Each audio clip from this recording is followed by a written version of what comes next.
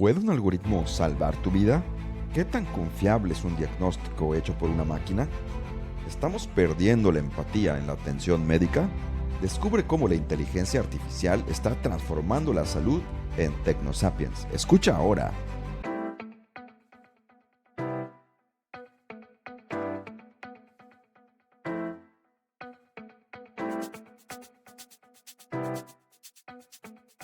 Pues estamos nuevamente en un episodio de Technosapiens. Esta vez vamos a estar platicando de la inteligencia artificial en el sector de la salud, porque pues la verdad es de que es un tema polémico en el sentido de que la salud, los médicos son de esas profesiones súper respetables y súper antiguas, y Ujú. estamos en una etapa en la que ya estamos cuestionándonos si también van a ser reemplazadas por inteligencia artificial. Pero en este tema, y ya entrando en materia, Jorge, ¿puede la inteligencia artificial diagnosticar mejor que un médico con 30 años de experiencia, digamos? Bueno, yo digo que no. O sea, que no y que sí, ¿no? O sea, como depende, ¿no? Pero como en todo, ¿no? Obviamente siempre van a haber, pues, médicos mejores que otros, ¿no? Hay médicos que son muy buscados por su alta efectividad al hacer diagnósticos, por ejemplo, ¿no? Entonces yo creo que no, pero definitivamente el tema de la salud, o el área de investigación médica, yo creo que es uno de los mejores usos de la inteligencia artificial. Pero como siempre hemos dicho, ¿no? O sea, como herramienta, ¿no? Yo creo que va a ser, no lo va a sustituir, pero podría ser como una herramienta extremadamente útil para este tipo de personal, ¿no? Para este tipo de médicos, que junto con su experiencia pueda tener como aún mejor desempeño, ¿no? Claro. Bueno, en este episodio y como en los demás, Jorge, pues creo que el tema de que nos vayan a sustituir no ha estado en esta visión. Siempre ha sido un tema de complementar. Por eso, disculpa que insista, pero en el tema de diagnosticar, ¿tú crees que pueden tener diagnósticos más precisos? Porque En dices, algunos casos sí. O sea, es que en algunos casos ya hay herramientas o ya hay casos, ¿no? Donde a lo mejor, por ejemplo, algún algoritmo, algún modelo puede ver mejor los patrones en ciertas cosas que un médico, aunque tenga 150 años de experiencia, pues no va a ver, ¿no? correcto, Eh, pero creo que eso es algo más técnico, ¿no? O sea, como más como de diagnóstico de imagen, ¿no? A lo mejor puede sustituir a un radiólogo. O sea, digo, y aún así tengo mis dudas, ¿no? Pero en el sentido de a lo mejor, si tú, por ejemplo, entrenas a un modelo de visión, a, no sé, ver tomografías, ¿no? De algo muy específico y le pones mucha data de entrenamiento, puede ser que sí tenga como un mejor diagnóstico o detección de ciertas cosas como muy comunes que a lo mejor pues un médico a veces no puede haber, ¿no? Sin correcto. embargo, cuando vienen cosas o casos ya más puntuales o que se salen de ese entrenamiento, ahí es donde el médico experimentado pues tiene un mejor ojo, ¿no? O sea, porque es así, ¿no? Es así, es como funciona esto. Claro, entonces nada más para entender, tú estás comentando que tal es para partes muy, muy específicas de análisis, por ejemplo, de imágenes o de estudios médicos, pudiese ser una herramienta muy concreta, muy específica para casos de uso muy particular, Muy pero tal vez la particular, experiencia del médico, pues siempre tiene ese contexto más amplio más amplio, sí.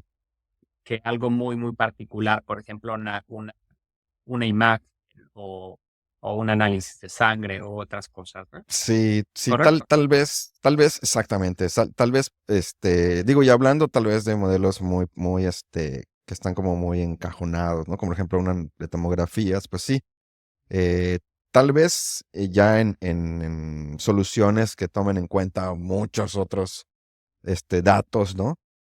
Pudiera ser que sean mejores, ¿no? Pero que eso es lo que hace el médico, ¿no? O sea, a lo mejor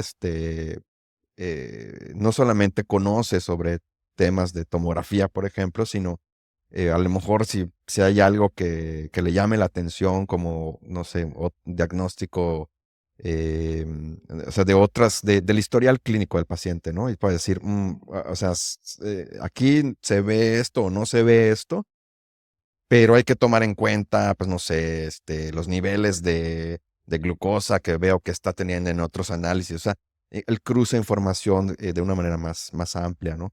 O sea, Y ahí es tener donde, datos y contexto, ¿no? Como siempre hemos hablado, y exacto, la situación muy exactamente, especial del paciente. Pero exactamente, ¿no? hablando ya más en profundidad en la parte técnica, Jorge, tú, constructor, ¿cuál es el mayor obstáculo técnico que impide una adopción masiva? Pues tal vez un poco el miedo, ¿no? O sea, como dices, si se Pero sigue desde la viendo óptica como, técnica, ¿qué situaciones o complejidades ves? bueno, desde la óptica técnica siempre está el tema de los sesgos, ¿no? De que se equivoquen. Aunque también el médico también tiene esos sesgos, ¿no? De repente, ¿no? A lo mejor al diagnosticar. Que de hecho es algo en lo que puede ayudar, ¿no? Esta herramienta. Porque pues, los sesgos del médico puede ser a lo mejor obviar algo, ¿no? Que ha visto tantas veces que puede caer en un diagnóstico equivocado porque lo ha visto miles de veces, ¿no? Y a lo mejor la herramienta puede encontrar, no, espérate, es que parece esto, pero es esto, ¿no? Y viceversa, ¿no? La herramienta puede tener pues, falsos positivos, ¿no? También. Entonces, yo creo que ese es el tema, ¿no? Que todavía no hay la confianza, ¿no? Es un tema demasiado delicado, la salud, el tema de la responsabilidad, ¿no? Como dices, y se equivoca en el diagnóstico, ¿a quién hago responsable? El médico es una persona y tiene que ser muy cuidadoso, ¿no? De la profesión. Eh, una máquina, pues no. Pasando al tema ya económico, ¿tú quiénes crees que son los verdaderos ganadores financieros en lo que es en la tecnología de inteligencia artificial en el área de la medicina? Claro, bueno, hay varios, ¿no? Dadas las inversiones que se están haciendo este año con todo este boom, sí hay algunos sectores. Lo primero son las grandes tecnológicas, las propietarias de estos modelos o estas herramientas. Estamos hablando de empresas como Google, como IBM, que son propietarias de mucha de la tecnología. La otra son las aseguradoras. Ujú. Hace unos meses hubo un caso muy sonado, pues terminaron asesinando a un director de una aseguradora muy importante en Estados Unidos y tenía que ver con que ellos estaban implementando tecnología de inteligencia artificial para hacer evaluación de los procesos de reclamación. Entonces, cuando hablamos del tema de los verdaderos ganadores en los temas financieros de la IA médica, pues claramente están los constructores de tecnología, las empresas de seguros y luego startups médicas y demás, ¿no? Va a haber Laboratorios también, ¿no? Va a haber un beneficio, se estima que el 25%, el costo de la salud tiene que ver con situaciones o relacionadas con temas administrativos, ¿no? Ahí con IA que pudiera automatizar temas administrativos, repetitivos, podría haber una eficiencia y abaratar este tema. Entonces, sí, el beneficio económico tiene que ver con partes importantes del sistema médico y no necesariamente, pues, todos están pensando, pues, mejor salud. Ujú. Sí, sí, sí. Esas es como dos, ¿no? Como dos vertientes. La parte del sistema de salud, como dices, del tema administrativo, burocrático que perjudica muchas veces, y el tema ya en sí de la medicina, ¿no? Este, y en ese sentido, ¿tú cómo crees que cambiará el perfil profesional pues, del personal sanitario? Y digo, hablando también del personal, yo creo que no solo el personal sanitario en el sentido del médico o la enfermera, sino ampliémoslo un poco más hacia pues, el administrativo, ¿no? O sea, los que trabajan Desde en el luego. sector salud. Como lo hemos comentado en muchos de los episodios, yo creo que el tema va a ser una transformación del rol del personal médico, incluidos los doctores, las enfermeras, los administrativos, los directivos de los hospitales. Es decir, van a tener que aprender a convivir con estas herramientas de diagnóstico tal vez especializado en un panorama híbrido, Jorge, o sea, un panorama en donde ellos tienen herramientas que les ayudan a hacer diagnósticos más precisos, que tal vez pueden llegar a tener un nivel de sofisticación mucho más avanzado que experimenta tal vez un médico, tal vez recién egresado. Y como siempre hemos comentado, va a ser un tema de mejores herramientas para poder hacer mejor el trabajo, ¿no? Ahora, Claro. hace unos meses, en un hospital, ahorita se me escapa el nombre, ahorita vemos la fuente, lo vamos a poner en pantalla con ayuda de Gilmer. Se hizo una prueba con 50 médicos en donde se le pedía a ChatGPT, el que todos nosotros podemos usar, Ujú. con diagnósticos y la efectividad o la precisión o lo correcto del diagnóstico estuvo en un rango del 90%. Y comparados con los médicos tradicionales, sin ayuda de asistencia, fue del 74%. Es decir, Claro. y en algunos que tenían la posibilidad de utilizar ChatGPT para verificar su diagnóstico, ver si estaban ellos de acuerdo, pues preferían apegarse a sus conocimientos o a su experiencia. Entonces empezamos a ver cómo modelos grandes de lenguaje tienen muchísima información, pueden ser precisos. Entonces, nada más como para redondear la pregunta que me hacías, parte de lo que se va a requerir es esa apertura y ese cambio mental, Jorge, para, pues, aprender a trabajar con estas herramientas, obviamente combinado con el contexto y el componente humanístico de la profesión y de los profesionales de la salud, ¿no? Sí, y como decías, retomando la pregunta que me hiciste de la adopción, yo creo que ese va a ser un punto clave, ¿no? Para la adopción. Y sin embargo, yo creo que se va a acabar adoptando, pues como siempre, ¿no? O sea, en cuanto a tecnología, pues siempre va a acabar empujando, ¿no? La tecnología, ¿no? Aunque al principio haya resistencia, pero sí, o sea, la adopción, el tema de la resistencia a la adopción de esta tecnología, pues, y generacionalmente, ¿no? Ha sido así pues va a pasar, yo creo que, como dices, que las generaciones nuevas pues van a hacer más uso de estas herramientas porque facilitan mucho la vida, ¿no? Sobre todo cuando hablamos, por ejemplo, en la salud pública, donde son cientos y cientos de pacientes que tienen que desfilar, ¿no? Porque tienen que tener un doctor.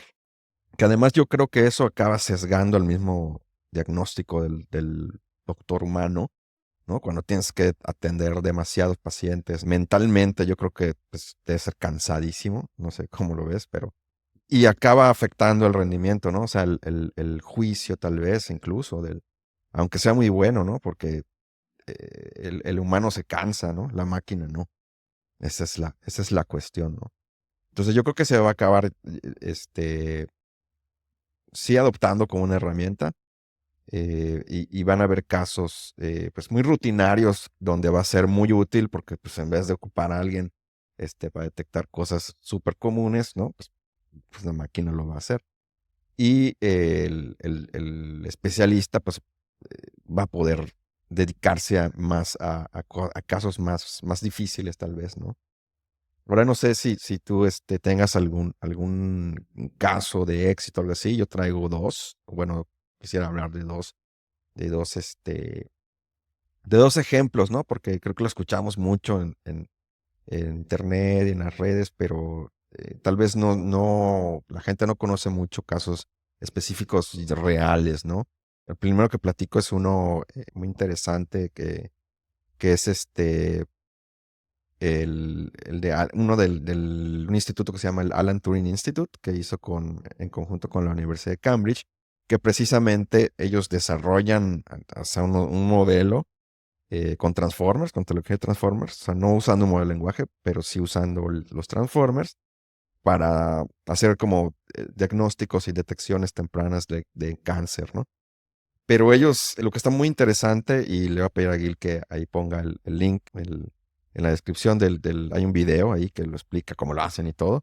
Y en su sistema se cuenta que l- la cuestión es que toman toda la base de datos del sector salud de Inglaterra, cruzan toda la información de todos los tipos de diagnósticos, ¿no? No solamente de oncología, sino hasta de nutrición del paciente. Y el modelo hace como diagnósticos personalizados, incluso los miligramos de la medicina son específicos. Está increíble, ¿no?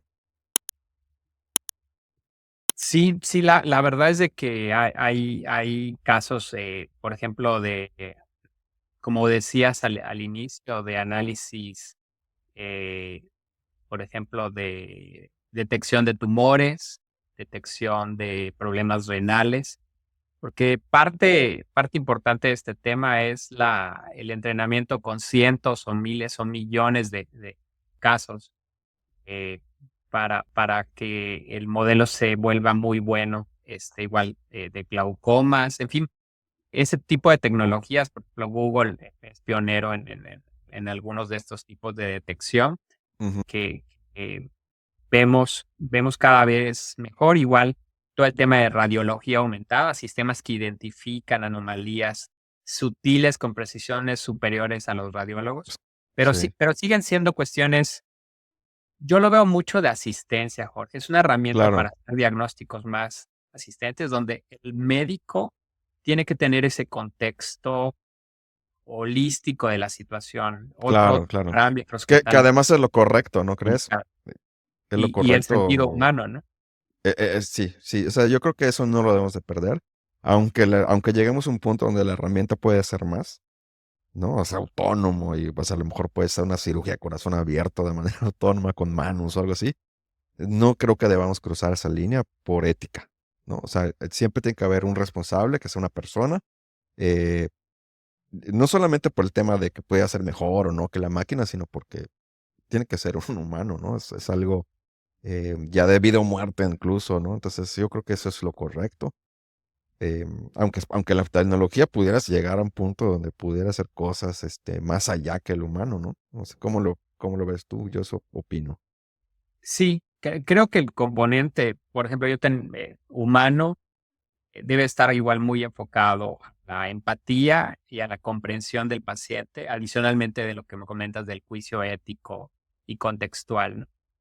Algo que, desafortunadamente se ve mucho en Estados Unidos, Canadá, los países desarrollados, es de la atención médica, a diferencia de países como el nuestro, porque en Latinoamérica, en México, Ujú, nuestros países sigue siendo muy humana, ¿no? ujú.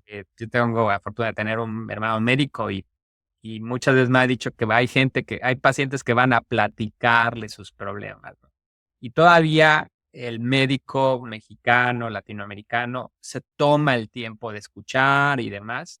Y en países desarrollados esa parte se ha perdido, se ha deshumanizado. Ok, Y ahí yo lo veo como un riesgo importante, porque si creo que ese es el valor del médico, uno de los valores del médico. Si vamos a tener tecnología que va a ayudar mucho en el tema de los diagnósticos y paulatinamente vamos a tener robots que asistan a las operaciones, que ya existen que algunos ya de ellos. existen, así es. El componente de empatía, confianza y conexión humana, por más país desarrollado, si el médico ya lo estaba dejando de hacer, platicar, de escuchar, de entender al paciente, ese tema se tiene que retomar. Claro, sí, pues ni modo que le pongas a ChatGPT ahí con Sí, voz para sí, que te... porque si no es cuando dices, entonces, ¿para qué voy al doctor? Si Claro, no me escuchas, no me entiendes, no entiendes mi contexto, no construyes confianza contigo, pues mejor lo hago por telemedicina. claro. Lo hago por Pero ahorita mencionaste y una es más palabra muy importante. avanzado, porque si tú no te estás tomando el tiempo, perdón que interrumpa, para escucharme, entender mi contexto de vida, mi situación y tener un panorama más amplio, y me vas a tratar como algo transaccional. Si se trata de transaccional, para eso está la tecnología. Claro. Entonces, yo creo que hay Que hacia ahí quiere ir el sistema. O sea, por nuestro sistema se ha vuelto muy transaccional, ¿no? O sea, en todos los sentidos, en todo. Que eso yo lo veo como algo negativo en cierta manera. Pero mencionaste una palabra muy importante que en el tema de la salud es clave, que es la confianza. Ahí no entra la transacción. Ahí no entra la transacción porque Eh, Cuando ya se trata de poner tu vida en las manos de alguien, lo primero que buscas es esa confianza. Incluso si te das cuenta, a veces nos sesgamos un poquito en cómo nos cae el médico, incluso sin saber de su capacidad real, de su desempeño como profesionista, ¿no? Y tan es así que últimamente han habido muchos casos en redes sociales, en notas, ¿no? De charlatanes que engañan a la gente, que ni siquiera son profesionales de la salud y que tienen muchísimos pacientes, ¿no? Porque logran enganchar emocionalmente con ellos y se ganan su confianza, ¿no? Yo creo que es un tema importante y tiene que ver con eso, que pues al tú llevar algo tan importante y delicado para ti, que es como es tu salud, ¿no? La que sea mental o física, etcétera, siempre va a haber ese componente de la confianza, ¿no? Cosa que en una máquina, o sea que aunque sea, aunque sepas que es 99.9 por ciento precisa y no sé qué, ese componente de la confianza, a lo mejor, pues, sí, híjole, si me toca a mí el 1% donde falla y Pues quién sabe, Jorge, porque lo que pasa es que nos vamos acostumbrando a todo, ¿no? Y también. cuando, digamos que ya ahorita que ya sabes que cada vez que le pregunto algo me da una respuesta válida que me hace sentido, pues vamos relajando nuestro escepticismo, vamos adoptándolo. Como todo el tema del ser humano, pues siempre hay una resistencia natural al cambio, pero Ujú, conforme vemos que está bien, y adicionalmente estamos hablando de, por ejemplo, el tema de IA conversacional, de que puede actuar de manera muy empática, tener tonos de voz muy, pues, que faciliten la conexión emocional.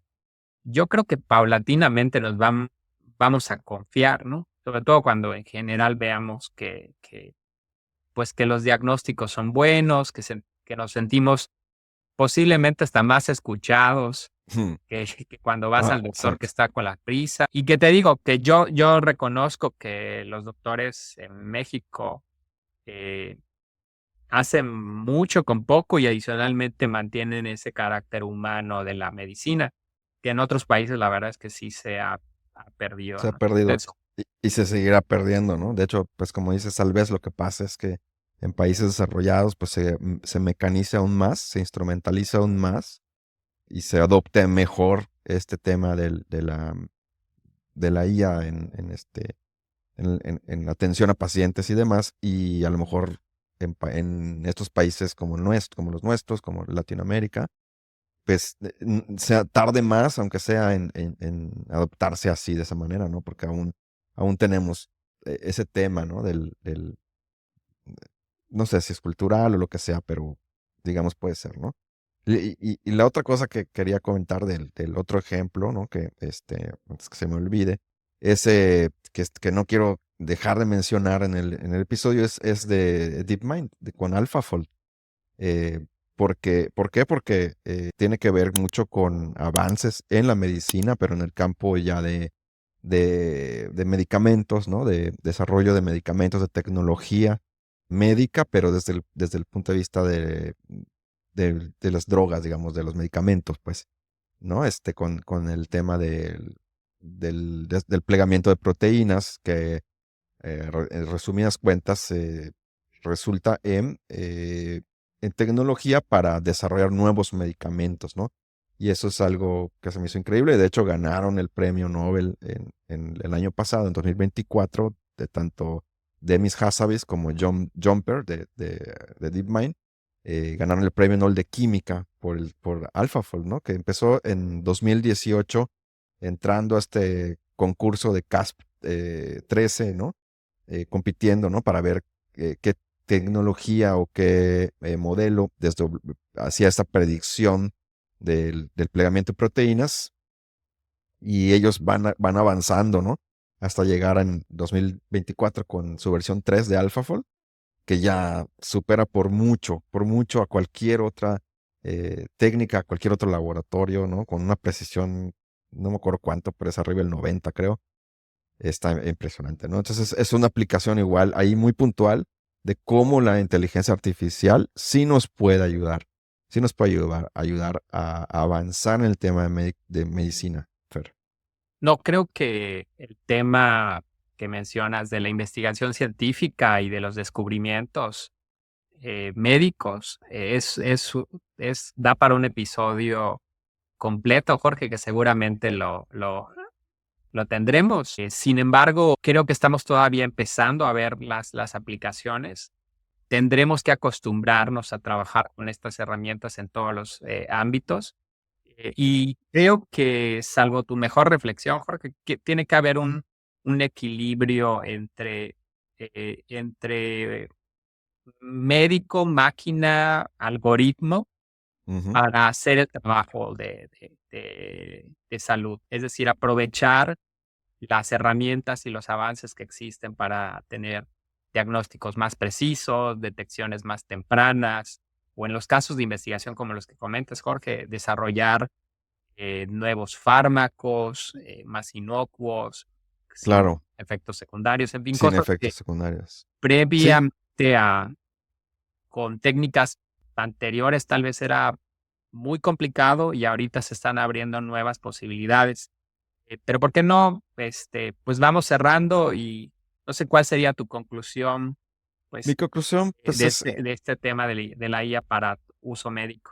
yo creo que es como, eh, si nos vamos como hacia atrás en la historia de la medicina, es un paso lógico, ¿no? Que, o sea, es decir, si en el pasado, ¿no? Los médicos, antes de la radiografía, por ejemplo, cómo trataban ciertas cosas, ¿no?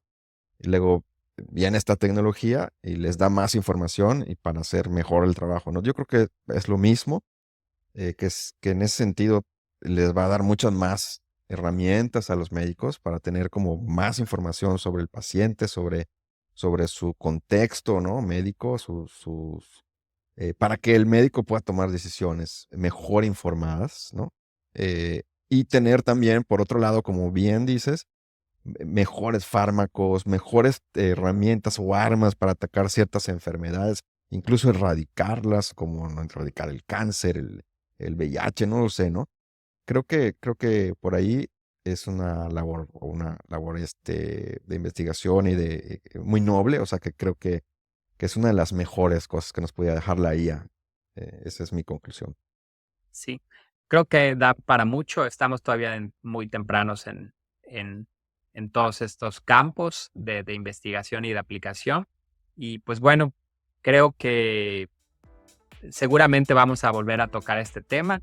Tenemos para la audiencia una pregunta. Si tuvieran una enfermedad que nunca antes se ha tratado, ¿preferirían que un algoritmo o un médico tome las decisiones para su salud?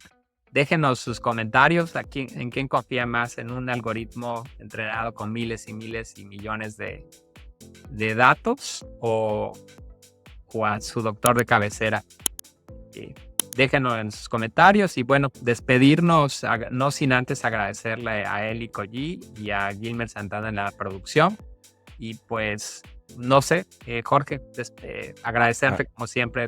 igual, Fer, Sobre, gracias a todos, gracias a Gil, a Eli y a ti. Y pues nos estamos viendo en el siguiente episodio.